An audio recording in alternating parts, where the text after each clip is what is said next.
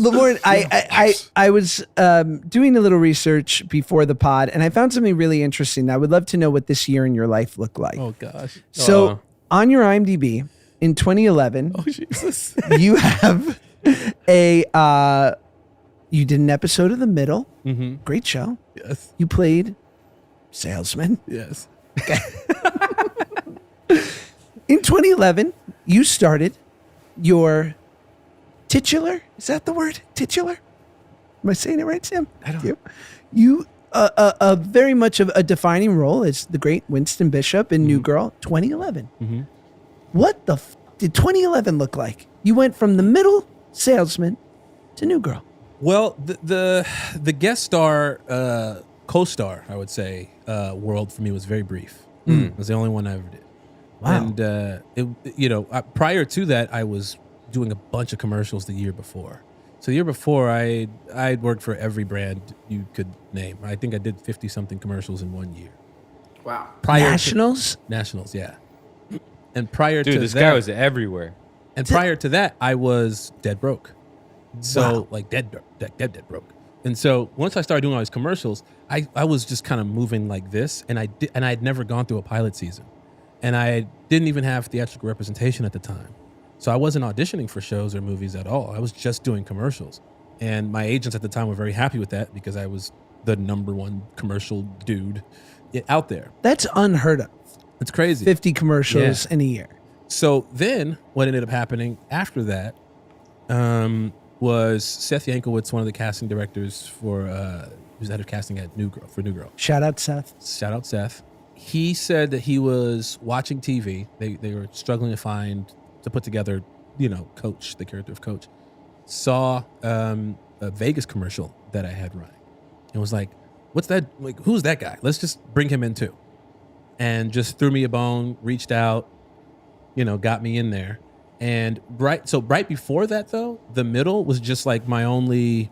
I remember auditioning for it. It was my only co-star, and then right after that was the same pilot season as everything else that was happening. And I was just getting offers here and there for stuff, but I was an unknown actor. So nobody knew, and no one was willing to take like an extra step. Sure. On me. I mean, New Girl ended up taking 15 auditions total to get on the show.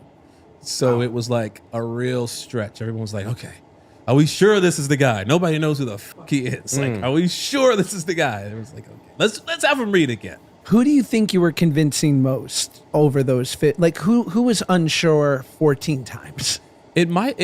Honestly, it had to have been studio. Someone on the studio level because they were ready to rock and roll essentially because I had 3 auditions for Coach.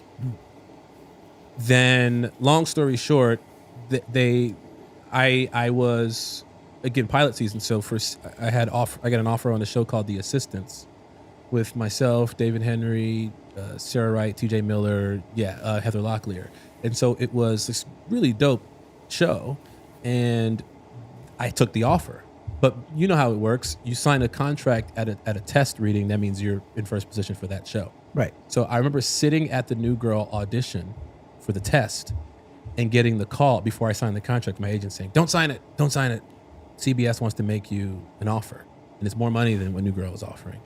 And you don't have to go and test for it like you're about to go and do now. It's just a straight offer. Whoa. And so I was like, well, shit, I got to take that. And so I took it. Seth was pretty pissed off. Everyone hated me. I saw Liz Merriweather, Jake Kasdan, these people walk out of a room and didn't acknowledge me or greet me whatsoever while I was sitting there in the outside courtyard.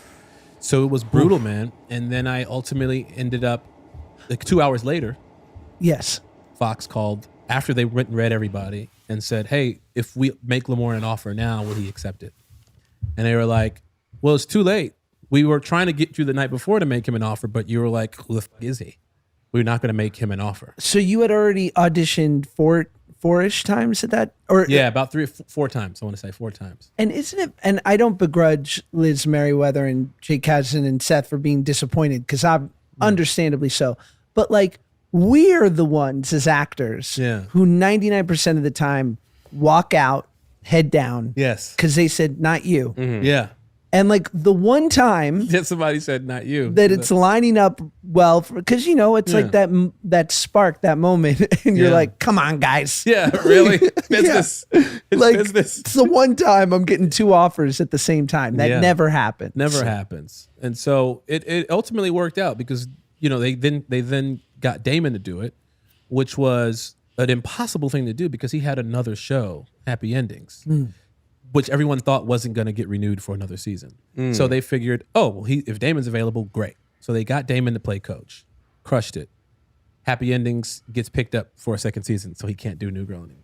So they need another character, and they don't want to reshoot what Damon already shot because it was, you know what I mean? Yeah. It was gold. So they wrote a new character in for Winston. And because I think the thing was because it was a new character that Liz hadn't developed over the years she had been developing the other characters, they had to keep reading. And they had to, I was reading, I mean, everybody, like Bobby Lee was reading, Exhibit was reading, you name it. They were like, I think they made an offer to Tyrese or somebody at one point, or Michael B. Jordan. It was like all How these good different. would Exhibit have been? Oh, man. Oh, my I saw him God. in 8 Mile. He was good in 8 Mile. Dope. Welcome to Pimp My New Girl. Yo, Jess, get your ass out here. You going on a date? Man, woohoo. I'm gonna fuck his ass up. I put a fish tank in your room. Oh, my God. Because Exhibit's a pretty dope actor. Comedically, I don't know. I haven't seen him in any comedies. Because New Girl, they improvise. That was my saving grace. I'm not fresh out of Second City at that point, but like I was still on stages performing improv and sketch. So when it came to the audition, that's the one thing that I would say saved me was my ability to just say fuck it and just make shit up. Because I thought, they want Exhibit. He's way more known than I am. Okay, so he wins. At one point they wanted Justin Hires, who's a dope actor. Justin Hires is charismatic and he's good looking and he's funny and he's all those things. But I was like, okay, well, I'm not going to beat him in some of those elements. I'm just going to improvise. Yeah. And so when it's like, they want this person, I go, great. I'm just going to improvise. So I don't know how I'm going to win this role, but I'm just going to do the one thing that I know how to do very well and probably better than others at some point. And that's what got me the job. What do you think was, as you said, right, up into that year and a half before you're broke, right? And then you spend a year booking 50 commercials, which is so unheard of. Yeah. And then the next 6 months, you book just a game-changing co-star in the middle. And then Wait, you were in Malcolm in the Middle? No, The Middle, which is like a spinoff of Malcolm in the Middle, something like was that. it? No, it was just called The Middle. I loved Malcolm in the Middle. Yeah. Loved. Such a good show. Great show. But- Is that Frankie? Shout out Frankie Muniz. But what do you like? And then you're getting an offer on the assistants, and then the New Girl happens. Like, what do you think was happening with you over that year and a half? What were you doing that clearly your spark was showing, your special sauce? Honestly, I feel like it might have just been a breath of fresh air for casting directors, for someone that they have never seen before, but is performing at a level of people that they are used to seeing, maybe. Yeah. So it wasn't like I was a new actor. I had just gone away from it for a while. I came up, like I said, at Second City, Chicago. I was doing improv, but then I left acting to go be a TV host for 3 years at BET. So I moved to New York. Wow. And I kind of disappeared for a little bit, but from the acting side. But, the black community still knew who I was, those who watched BET. Yep. So I had a little bit of a fan base and a little bit of a following. So people still vouched for me. Like, that dude's funny because my shows were comedic, And then once I showed up, people were like, we've never seen this dude before. And his auditions are good. Like, who is he? And then, I guess word travels around. And also a lot of the cats that had been out here for so long had gone through the mill already. So everyone knew of them. Like there were cats like that were kind of like fresh faces at the time, like me and Eric Andre. Like all my auditions were with Eric. So either he would book it, I would book it, you know what I mean? Like I would see him at every audition and we're still buddies till this day.